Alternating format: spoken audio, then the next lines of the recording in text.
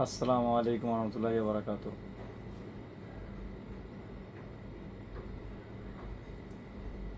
সবাই কেমন আছেন?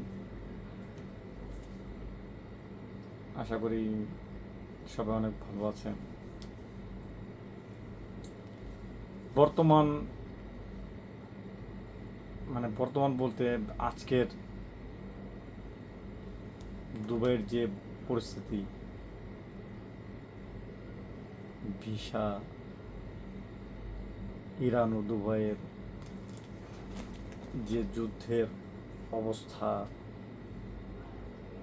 বা ফেসবুক ইউটিউবে যে ধরনের নিউজগুলো ছড়ানো হচ্ছে, বিশেষ করে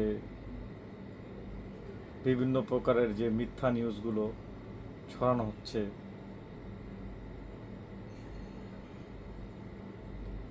তো এগুলোর কারণে যে ক্ষতির সম্মুখীন বাংলাদেশি প্রবাসীরা হচ্ছে, এগুলো নিয়ে একটু আলাপ আলোচনা করতে চাই। তার সাথে আরেকটা ব্যাপার যেটা অ্যাড করতে চাই তা হচ্ছে যে আসলে আমার 21 বছরের প্রবাস ক্যারিয়ার, এই ক্যারিয়ার নিয়ে একটু আলোচনা করতে চাচ্ছি। এরপর আমি যেখানে আছি সেই থাকার জায়গাটা নিয়ে একটু আলাপ আলোচনা করতে চাচ্ছি। তো প্রথমে আসি যে দুবাইয়ের বর্তমান অবস্থাটা। সবাই জেনে থাকবেন যে আসলে দুবাইয়ের বর্তমান অবস্থা একজন প্রবাসীর জন্য অনেকটা চ্যালেঞ্জের মুখী,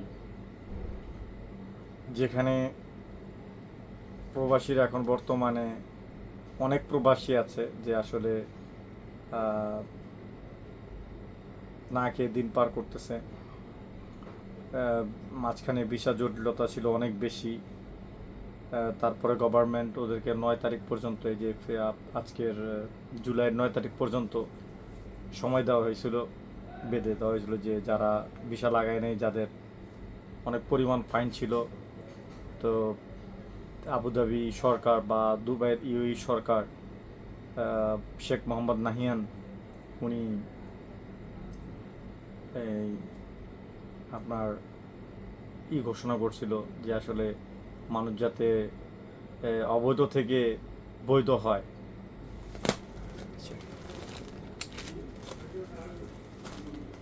বৈধ থেকে অবৈধ হয়, এই অবৈধ থেকে বৈধ যাতে হয়। তো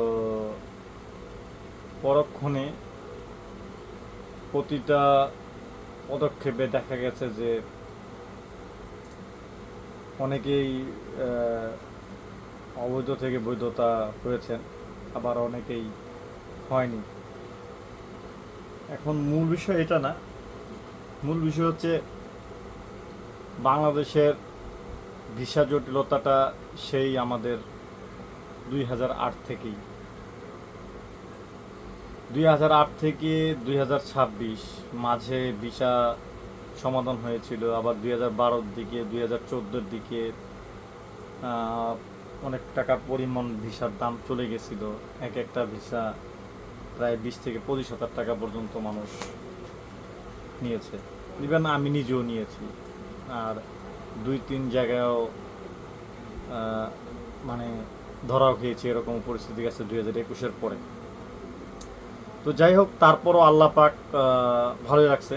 আমি আমার এই 2006 থেকে আপনার 2026 এই সময়টাতে, আমি 2021 পর্যন্ত আমি যে কোম্পানিতে ছিলাম, আলহামদুলিল্লাহ ভালোই ছিলাম, যতটুকু বলা চলে ভালোই ছিলাম। তো ছাড়ার পরে আমার লাইফে কিছুটা চেঞ্জেস আসে, আমি অনেকটা ধরা খাই, বিশাল বড় একটা অঙ্কের টাকা ধরা খাই। এরপর আবার নিজের লাইফটাকে আবার আগের মতো স্টেবল করার জন্য 2022 থেকে 2026 পর্যন্ত একটা কঠিন লড়াইয়ের ভিতরে যাই। তো 2022 থেকে 2026 এটা হচ্ছে মূলত আমার লাইফের মূল টার্গেট, টার্নিং পয়েন্ট আর কি। আমি আজকে আলহামদুলিল্লাহ আল্লাহর রহমতে যতটুকুই করতে পেরেছি আমার বাচ্চার জন্য, আমার ফ্যামিলির জন্য, হ্যাঁ, বা অন্যদের জন্য যাই করতে পেরেছি, এটা মূলত এই প্ল্যানিংটা হচ্ছে 2022 থেকে 2026, অর্থাৎ 2022-এর আগে আমি যাই করেছি এটাই ফলাফল শূন্য ছিল।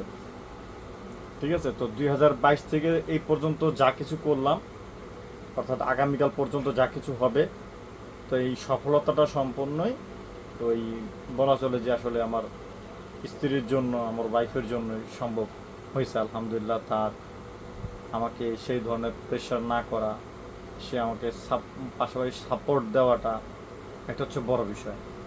সাপোর্ট দেওয়া হচ্ছে একটা বড় শক্তি। আপনি পেছনের থেকে আপনার হাজব্যান্ডকে বা আপনার ভাইকে, আপনার বাবাকে আপনি যদি প্রবাসে সেই সাপোর্টটা দেন পেছন থেকে, হ্যাঁ, তার দুর্বল সময়টুকুতে, তাহলে সেই সাপোর্টে কিন্তু সে অনেক দূর এগিয়ে যাওয়ার ক্ষমতাটা রাখে।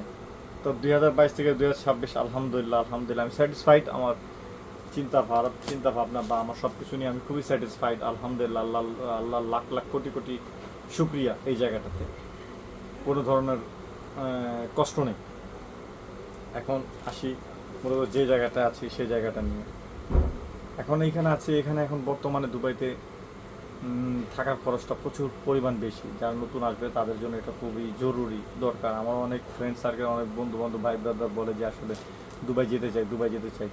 তো আমি মনে করি যে দুবাই না আসে, দুবাইতে যে পরিমাণ টাকা আপনি ইনভেস্ট করবেন, সেই পরিমাণ টাকা দিয়ে যদি আপনি দেশে একটা কিছু করেন, সেটা হচ্ছে সবচাইতে বেটার, ভালো। অর্থাৎ দুবাইতে আসার জন্য যদি আপনি 4 লাখ টাকা খরচ করেন, বর্তমানে 4 লাখ টাকা 5 লাখ টাকা দুবাইতে আসতে খরচ হবেই, এটা 100%।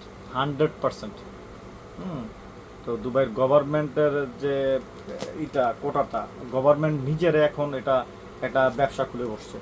হ্যাঁ, গভর্নমেন্ট চিন্তা করতেছে যে এখন বাংলাদেশি যারা আছে, পাকিস্তানি যারা আছে, এরা তো মানে নিজের দেশে করে আসে, তে why not we take that opportunity. তো তারা কিন্তু সেই অপরচুনিটিটা নিচ্ছে। এখন গভর্নমেন্টেই আপনার মনে করেন যদি 3.5 লাখ টাকা ভিসা হয়, তো গভর্নমেন্টই 3,20,000 টাকা নিয়ে নিচ্ছে। ওই যে মাঝখানে যে 30,000 টাকা, সেটাও তো দালাল পক্ষ খাচ্ছে। এখন আমরা আসতে পারি যে আসলে ভিসা কোনটা খোলা। আচ্ছা, ভিসা হচ্ছে শুধু ফ্রি জোনটা খোলা। তো ফ্রি জোনটা এতদিন তো ফ্রি জোনটা সব ঠিকঠাক ছিল। আমি নিজেও ফ্রি জোনের ভিসা লাগিয়েছি, কারণ কি ওই ছিল না। আমি আমার পুরোনো কোম্পানিতে প্রায় 16 বছর কাজ করার পরে আমি ওই কোম্পানি থেকে আমি লেফট করার পরে আমি তখন নবমেড কোম্পানিতে জয়েন করি as a supervisor, as a maintenance supervisor হিসাবে। এরপরে আমি ওখান থেকে কাজ করার পরে সামহাও ওইখানে আমি ক্লিক করতে পারিনি। আমার ওইখান থেকে আমার 6 মাসের মাথায় আমার জবটা চলে যায়। এরপরে আমি মানে জব চলে গিয়ে আমি ওইখান থেকে লেফট করি এক প্রকারে বলা যায়, কারণ তাদের সাথে আমার কন্ট্যাক্ট ছিল 6 মাসে। তো তারা আমার পুরো 2 বছরের এই যে টাকাটা, সেটা আমার ওরা পে করে এমনিতে পে করে নাই, আমার বিভিন্ন কেসের মধ্যে দিয়ে যেতে হয়। তখন যখন আমি ওই যে পিরিয়ডটা আমি পাই, কেস আমি করার পরে যে আমি 1.5 বছরের যে একটা পিরিয়ডের সময় পাই, আমি সেই সময়তে আমি এই কোম্পানিতে জয়েন করি। হ্যাঁ, as a full time part time এই কোম্পানিতে আমি জয়েন করি। তো এই কোম্পানিতে জয়েন করার পরে আমি যা দেখলাম যে আসলে চাকরি করার চাইতে ওয়াই নট আমি এই কোম্পানিতে আমি মানে বেসিক্যালি যে জবটা আমি করি, এই জবে আমার এই কোম্পানিতে সবচাইতে ভালো হয়। তা আমি এখানে যেহেতু একজন ভিআইপি সোফার হিসেবে আমি কাজ করি, এখানে এই কোম্পানিতে অন্য অন্য জায়গার থেকে বেটার রেসপন্স পাওয়া যায়, রেসপেক্ট পাওয়া যায়। এখানে আপনার এই কোম্পানিতে আপনি নিজেই নিজের মালিক, নিজের সুপারভাইজার, নিজের ইঞ্জিনিয়ার। আপনার এখানে কেউ কোনো কৈফিয়ত দেওয়ার মতো কেউ কোনো কিছু নাই। আপনার মন চাইলো না আপনি এই মুহূর্তে ঘরে চলে যাবেন, আপনি চলে যাচ্ছেন। আপনাকে আপনার মন চাইলো না আপনি আমি আজকে 3 দিন ধরে আমি কাজে যাচ্ছি না, এমনি তো কাজ নেই, তো আমি যাচ্ছি না কাজে। তো মূলত এই জায়গাগুলো আমার খুব সুন্দরভাবে ক্লিক করতেছে। এরপর আমি নবমেডে করলাম। নবমেডের থেকে আমি প্রায় 2 বছরের যে একটা পিরিয়ড থাকে, 2021 থেকে 2 বছর, অর্থাৎ 23 বছর, 2023-এ আমি পর্যন্ত নভেম্বরের কোম্পানিতে ছিলাম। এরপরে 24 পর্যন্ত ছিলাম, 22 থেকে আমি ভিসা লাগাই, 24 পর্যন্ত আমি ছিলাম, 2 বছর নভেম্বরে ছিলাম। এরপরে আমি সামার যখন আমি ভিসা লাগাতে পারছিলাম না, আমার ভিসা লাগছিল না একটা নিজস্ব একটা পার্সোনাল সমস্যা হওয়ার কারণে, তখন আমি ইমার অর্থাৎ যেটা বুর্জ খলিফার যে কোম্পানি ইমার, সেই কোম্পানিতে আমি ভিসা নিই অ্যাজ এ সুপারভাইজার হিসাবে। তো সেইখানেও আমি সামাও ক্লিক করতে পারিনি। তো আমি সেখান থেকে আমার জবটা আমার চলে যায়, কারণ সব জায়গায় সবারিতে হয় না। ঠিক আছে, আমার মানে চাচ্ছিলাম না যে ওইখানে আসলে যে ধরনের বেতন কাঠামো তাদের, হ্যাঁ, তারা যে পরবর্তীতে তাদের যে বেতন কাঠামোর যে সিস্টেমটা তারা চেঞ্জ আনছে, যে আসলে আমরা আমরা তো চাইলেই 3,500 টাকা 4,000 টাকা আমরা বেতনে সুপারভাইজার পাই, তাহলে আমরা কেন 6-7 হাজার টাকা বেতনে সুপারভাইজার নিব? সেম প্রবলেমটা আপনার ওই নভোমেডে ছিল। হ্যাঁ, বড় বড় কোম্পানিতে দেখা যায় কি আসলে বছরে বছরে ওদের ম্যানেজমেন্টগুলো চেঞ্জ হয়, তো ম্যানেজমেন্টগুলো চেঞ্জ হওয়ার পরে তো এই ধরনের সমস্যাগুলো সবচাইতে বেশি হয়। তো এই সমস্যাগুলো পড়ে যায়, যার কারণে আমার ওইখান থেকে আমার জব লেফট করতে হয়। তো এইখানে আমার যে অ্যাগ্রিমেন্টটা ছিল, তারা আমি জব যদি আমি নিজের থেকে লেফট করি তাহলে তারা আমার কোনো কিছু দিবে না। তো তারা আমাকে কোনো কিছু ওখান থেকে দেয়নি, আমি কোনো কিছু নিয়েও নাই। তো যেহেতু আমার কাছে এটা জব ছিল, আমি করছি। এরপরে মাঝখানে যে আমি 1 বছর সময় পেয়েছি, ওইখানে আমি পিজা কোম্পানি, হ্যাঁ, পাপা মার্কেট পিজা, এটা হয়তো এই ইয়ার পরেই পিজা কোম্পানির পরেই পাপা মার্কেট পিজা, নেটে সার্চ করলেও পাবেন। এখানে ওদের বিশাল একটা ফ্যান বেজ আছে, ওদের ফেসবুকে হিউজ একটা ফ্যান বেজ আছে, ইনস্টাগ্রামে ওদের ভালো একটা ফ্যান বেজ আছে। তো এই কোম্পানিতে আমি কাজ করি, এখানে আমি মেনটেন্যান্স সুপারভাইজার হিসাবে জব করি। তো এইখানে ওনারা অনেক চেষ্টা করছে, আমি মিথ্যে বলে লাভ নেই, ওনারা অনেক যথেষ্ট পরিমাণে চেষ্টা করছে আমার বাংলাদেশিদের ভিসা লাগানোর জন্য, ওনাদের ক্যাটাগরি ওনাদের ওয়েতে, বাট ওনারা পারে না। তা এখন আমি আমার এই যে বিগত 2022 থেকে 2026 আমার যে একটা ছোট একটা জার্নি ছিল, এই জার্নিতে আমি আলহামদুলিল্লাহ অনেক ভালো সফলতা অর্জন করেছি। বিগত 16 বছর আমার এই যে আমার এত বছর একটা ক্যারিয়ারের ভেতরে আমি যে এই যে ছোট্ট যে আর 4 বছরের যে একটা ক্যারিয়ার, এই ক্যারিয়ারে আমি 16 বছরে এই সফলতাটা পাইছি আলহামদুলিল্লাহ, আল্লাহ লাখ লাখ শুকরিয়া। সামনে আমি চেষ্টা করব ইনশাআল্লাহ, সামনে আমি চেষ্টা করব নিজেকে আরও ডেভেলপ করার জন্য, নিজেকে আরও ভালো জায়গায় আরও নিয়ে আসার জন্য। ঠিক আছে, তো এখন যেহেতু আমার সবাই জানেন যে আমার আসলে আমার 3টা মেয়ে, আমার মেয়েদের পেছনে আমার থাকতেই ভালো লাগে। ঠিক আছে, আমার বাচ্চাদের পেছনেই আমার থাকতে ভালো লাগে, কারণ আমার যে এখন যে সময়টা আমার হয়েছে, আমি অনেক ক্যাটাগরিতে আমি ইন্টারভিউ দেওয়ার জন্য গিয়েছি। হ্যাঁ, যাওয়ার পরে যে সমস্যাটা দাঁড়াইছে যে আসলে বয়স বয়স ইজ এ বিশাল ফ্যাক্ট। হ্যাঁ, এজ ইজ এ বিশাল ফ্যাক্ট। সো তারা আমি যখনই তাদের আলটিমেটলি তাদের এখানে ওয়েবসাইটে যখন আমার এজ নাম্বারটা আমি যখন দিতে যাচ্ছি, তখন দেখা গেছে যে তারা আমার সিভিটা রিজেক্ট করতেছে। তো বিগত 6 মাস আগে আমি সিভিটা রিজেক্ট পাইনি, কিন্তু এখন কিন্তু আমি রিজেক্ট পাচ্ছি প্রচুর পরিমাণে। আমি আমার ওই তারা রিজেক্ট করতেছে, হ্যাঁ, যে না তোমার এই বয়সে এই এজে তুমি আমাদেরকে ওই বেটার সার্ভিসটা তুমি দিতে পারবা না। তো I have that capability, I can do my best for any company. তো আমি দিতে পারবো, বাট তারা আমাকে সিলেক্ট করতে চাচ্ছে না। যে আসলে দুবাইয়ের যে কোনো একটা এজ নাম্বার লিমিট থাকে, তো তাদের সেই লিমিটটা কিন্তু তাদের নাই। তো যাই হোক, সেটা অন্য বিষয়। বর্তমানে ভিসার জটিলতাটাও এই জন্য অনেক বেশি, 40-এর ঊর্ধ্বে যারা চলে যায় তাদের কোম্পানি না চেঞ্জ করাই ভালো। হ্যাঁ, যেহেতু 40-এর উপরে আপনি পার করে ফেলছেন একটা কোম্পানিতে 20 বছর, হ্যাঁ, তখন আপনার দরকার, আমি মনে করি না যে আপনার কোম্পানি চেঞ্জ করেন। হ্যাঁ, আপনি যদি বিজনেস করতে চান, আপনার যদি বিজনেস করার মতো সেই ক্যাপাবিলিটিটা থেকে থাকে, so you can do it, no problem. But others আপনার রিস্ক নেওয়ার কোনো প্রয়োজন পড়ে না আমার মতে। আপনি হয়তো যদি আর 2-1 বছর আপনি মানে এক জায়গায় লেগে থেকে কাজ করতে পারেন, তাহলে you can change your life any time, that is up to you.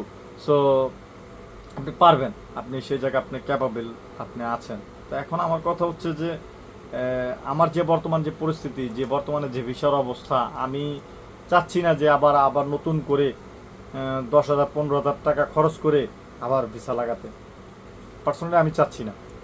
হ্যাঁ, আমি আমার ছোটো ভাইরে আমি নিয়ে আসছিলাম, তার পেছনে আমার প্রায় 4.5 লাখ টাকার মতো ভিসার আমার একটা খরচ চলে গেছে। হ্যাঁ, আমি তাকে ভিজিট ভিসায় এই দেশে আনছিলাম। তো ভিজিট ভিসার ওরে সম্পূর্ণ যে প্যাকেজটা ছিল 3.5 লাখ টাকার প্যাকেজ ছিল, যে ওরে কোম্পানিতে ঢুকায় দেওয়া পর্যন্ত 3.5 লাখ টাকা একটা প্যাকেজ ছিল। তো তখনই আমি ওরে 1,52,000 টাকা দিয়ে আমি তার এই দেশে আনছি, হ্যাঁ, ভিজিট ভিসায়। তো সেই সময় হঠাৎ করে ভিসা বন্ধ হয়ে গেল।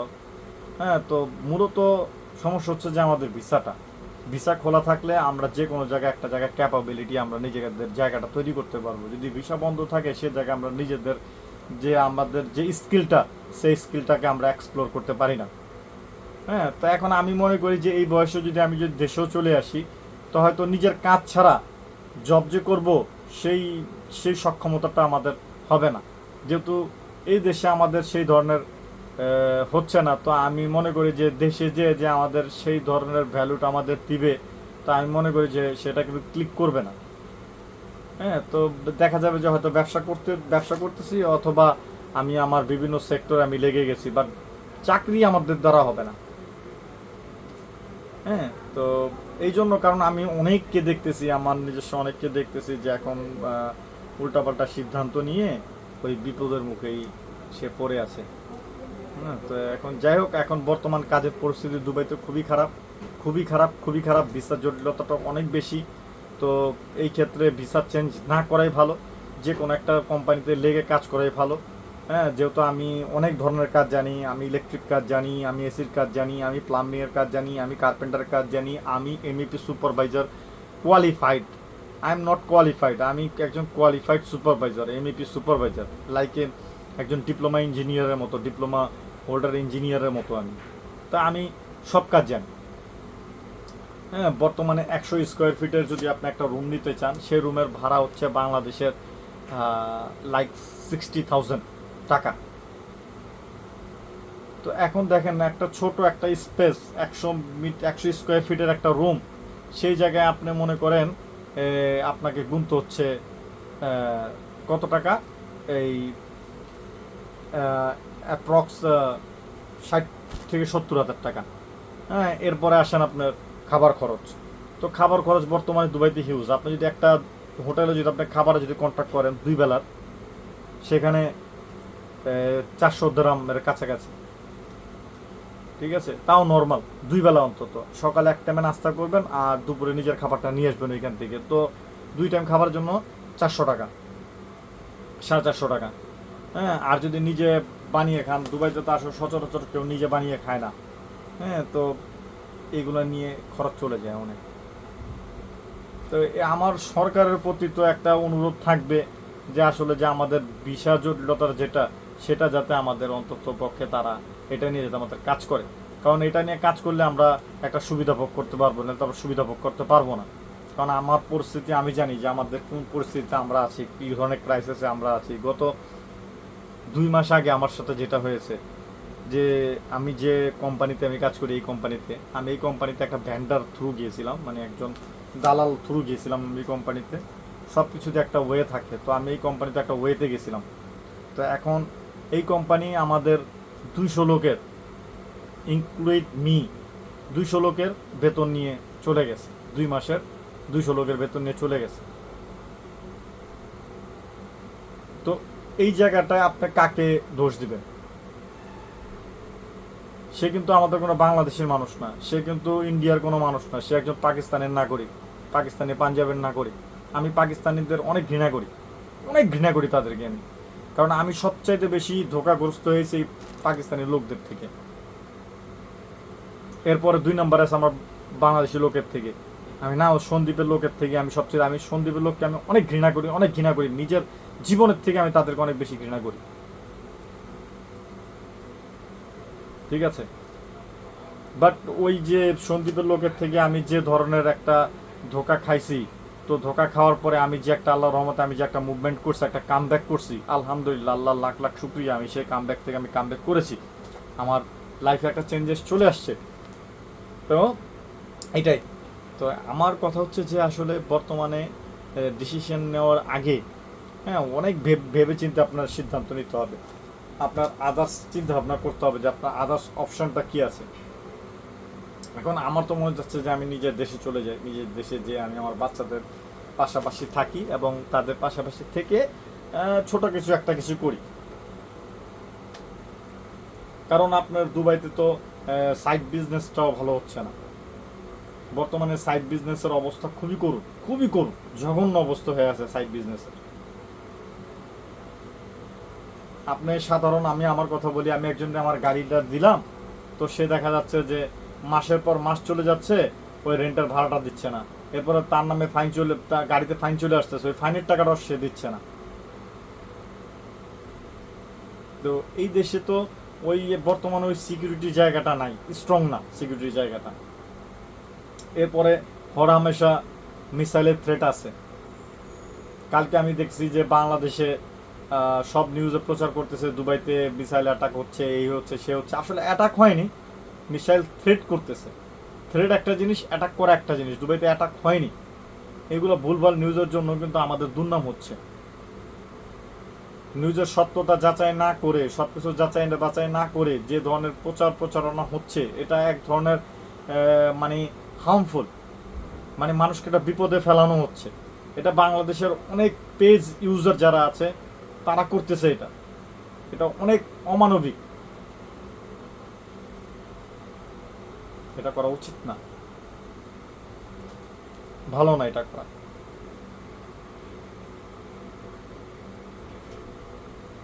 তো বন্ধুরা, যারা দুবাই আসতে চাচ্ছ বর্তমানে ওই স্টেপটা না নেয় ভালো। দেশে একটা কিছু করা ভালো। দেশে অনেকেই অনেক কিছু করতেছে, আমি দেখতেছি অনেকেই নিজস্ব একটা ফার্ম, একটা সেক্টর দিয়ে বসে আছে। সেটি আমি মনে করি বেটার। 10-12 লাখ টাকা দিয়ে দুবাই বা ইনভেস্ট না করে। আমার একটা ফ্রেন্ড আছে রাজু আহমেদ, সে আজকে কত বড় বিপদগ্রস্ত, সে আজকে কত বড় বিপদগ্রস্ত। তার সাথে সে যদি এই ভিডিওটা দেখে থাকে, তার অবশ্যই এখানে কমেন্টস করা উচিত। আমি জানি এত লম্বা ভিডিও সে দেখবে না, কিন্তু তার কমেন্টস করা উচিত এই ব্যাপারে যে আসলে সে কি ধরনের বিপদে আছে। সে বাংলাদেশে 5 লক্ষ টাকা খরচ করে দুবাই আসছে হাই প্রফেশন ভিসাতে, এখনো পর্যন্ত তার ভিসার কাজ করে দেয় নাই। তো আপনার কাকে কি বলবেন, কার উদ্দেশ্যে কি বলবেন?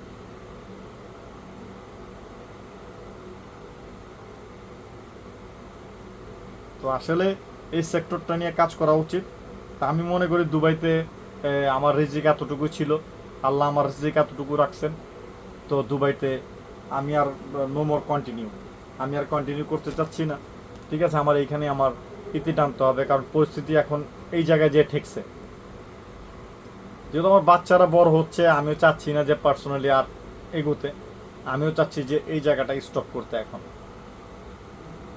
কিছু ফ্যামিলিগত চাপ আছে, ফ্যামিলিগত না যে তুমি এটা এই সিদ্ধান্ত নিও না, এই সিদ্ধান্ত থেকে সরে আসো, বাস না। আমি আমার নিজের জায়গা থেকে আমি অনড় যে না, আমি অনেক বছর এই সেক্টরে কাজ করেছি, এখন সময় হচ্ছে নিজের দেশে যে কাজ করা। আর না, no more abroad, no more প্রবাসী, নো মোর দুবাই, বাস ফিনিশ। এখানে ইতি টানতে যাচ্ছি। তো সবার উদ্দেশ্যে একটা কথাই বলতে চাই, যে যে দেশে আছো সেই দেশ থেকে একটা লাস্ট একটা স্টেজে এসে এই সময়টা হচ্ছে কামব্যাক করার সময়, ভালো একটা সময়। 40-45 বছরের ভেতরে যদি দেশে কামব্যাক করলে, 3 বছরের মধ্যে যদি সেটেল হলে, এটা কিন্তু খুব ভালো। না হলে আদার্স অপশন তো আছেই। আমার কাছে দুবাই লাইসেন্স আছে, যেটা আমার কাছে হিউজ একটা পাওয়ারফুল অপশন। আলহামদুলিল্লাহ, আমি যদি দুবাইতে কোনো কিছু অকারেন্স না করে যাই, তাহলে আমি আবার কামব্যাক করতে পারবো। আমার কাছে সেই লাইসেন্সটা আছে, দুবাই ড্রাইভিং লাইসেন্স আছে আমার হিউজ একটা। 10 বছরের একটা লাইসেন্স আমার করা আছে দুবাইয়ের। তো আলহামদুলিল্লাহ, আমি আবার 10 বছর রিনিউ করে গেলে 10 বছর আমি আবার ই করে আসলে আমার আলহামদুলিল্লাহ আমার জন্য বেটার। তখন তো অপশন অনেক আছে। হয়তো আর ডেভেলপ হইতে আবার লাগবে, কিন্তু একবার যদি দেশে যে যদি দেখি না কি হয়, আল্লাহ কি রাখছেন ভাগ্যে বর্তমানে এই পরিস্থিতিতে, সেটি আমার কাছে সবচেয়ে বেটার মনে হচ্ছে। হ্যাঁ, তো যাই হোক, আল্লাহ সবাইকে সুস্থ রাখুক, ভালো রাখুক। আমি আপনাদের সবার জন্য মন থেকে দোয়া করি, আল্লাহ আপনাদের সবাইরে ভালো রাখুক, সুস্থ রাখুক। পাশাপাশি আমারও রাখুক। আপনারাও আমাদের জন্য দোয়া করবেন, আপনাদের আমার পরিবারের জন্য দোয়া করবেন, আমার 3 মেয়ে, আমার 3 মেয়ের জন্য দোয়া করবেন, আমার বড় মেয়ে, আমার ছোট মেয়ে, হ্যাঁ আমার মেয়ে মানে মেজো মেয়ে বললে তো সে রাগ করবে, ভিডিওটা দেখলে মেজো মেয়ে বলা যাবে না। আমার 3 মেয়ে, আমার কাছে 3 মেয়েই খুব সমান। আমার মাশাল্লাহ আমার 3টা আল্লাহ আমাকে 3টা মেয়ে দিছে, আমি অনেক অনেক খুশি। হ্যাঁ আমার মেয়েদেরকে আমি অনেক বেশি ভালোবাসি। আমার দুনিয়ার সব কিছু একদিকে, আমার 3 মেয়ে একদিকে। আমার 3 মেয়ের জন্য আমি সব কিছু করতে পারি। আল্লাহ আমার 3 মেয়েকে সুস্থ দান করুক। আপনারা আমার 3 বাচ্চাটার জন্য দোয়া করবেন, সবাই আমার জন্য দোয়া করবেন। আমি আপনাদের জন্য 2 হাত তুলে মন মন থেকে দোয়া করি সবসময়। আল্লাহ আপনাদের সুস্থতা রাখুক, ভালো রাখুক, আপনারা সবাই ভালো থাকবেন। আমার জন্য দোয়া করবেন। আমার লম্বা একটা প্রবাসের ক্যারিয়ার, আমি আমার এই ক্যারিয়ারটা এইখানেই আমি শেষ করতে চাচ্ছি। আমি এইসব কথা হয়তো আগে কখনো বলিনি, হ্যাঁ সময় হয় না, কিন্তু এখন আমার প্রচুর সময়। হ্যাঁ আর ফেসবুকের থেকে ছোটোখাটো একটা আমাদের একটা অপশনও আছে, ঠিক আছে? তো আমরা ওয়াই নট, আমি এটাকে মানে আমার পার্ট টাইম হিসেবে আমি বেছে নিই। তো খুব ভালো একটা অপশন, আপনারা দেখবেন, বলবেন, কিছু একটা করবেন, খারাপ হলেও বলবেন আর ভালো হলেও বলবেন, এটাই। আর আপনারা এটা আমার একটা অ্যাডভাইস হিসেবে নেবেন, কারণ বাংলাদেশে বর্তমানে যে নিউজগুলো করা হচ্ছে, এই মিথ্যা নিউজের ভিড়ে যদি আমি আমার সত্য নিউজটা আপনাদের মাঝে তুলে ধরতে পারি না, সেটাই আমার মনে করেন আমার সফলতা। আমি এখান থেকে কিছু পাই বা না পাই, আমি এই যদি সত্য নিউজটা আমি তুলে ধরতে পারি, সেটি আমার মূলত সফলতা। তো সবাই দোয়া করবেন আমাদের জন্য, আমরা যাতে অনেক অনেক ভালো থাকি, আমাদের প্রবাসীরা ভালো থাকে। প্রবাসীরা within 24 hours they do not use 20 hours in phone. তো তারা ওই যেটা মন্ত্রী মিনিস্টাররা বলে যে দুবাইতে বা অন্যান্য দেশে প্রবাসীরা 20 ঘন্টা ফোনেই থাকে, তো এটা মিথ্যা নিউজ, একেবারে বানোয়াট নিউজ, এরকম কোনো কিছুই না। তো সকলে আমাদের জন্য দোয়া করবেন। আসসালামু আলাইকুম, ভালো থাকবেন সবাই, ধন্যবাদ।